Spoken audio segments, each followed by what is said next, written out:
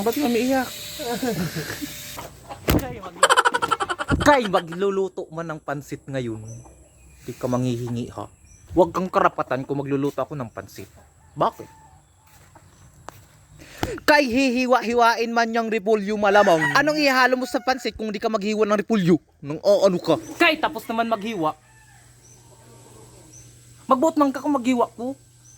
Paghiwa po dirgim. Mayaman ka kasi. Kaya di ka kumakain ng pansit. Ako kumakain ako eh.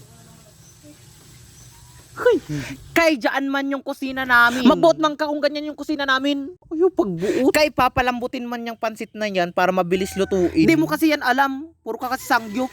Mayaman ka kasi.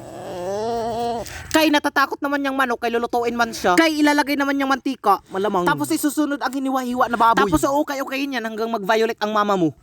Tapos pag nag-violet na ang mama mo, syempre ilulunod na yung gulay, malamang. Bubo ka ba? Tapos okay-okayin mo din siya hanggang sa mahilos siya. Kay malambot naman ang pansit. Idilulutuin na.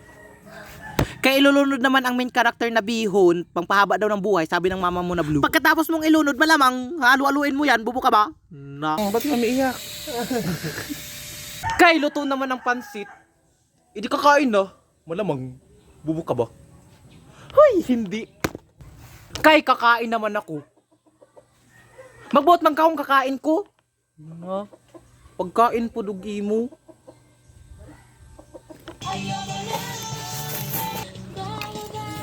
Kanin.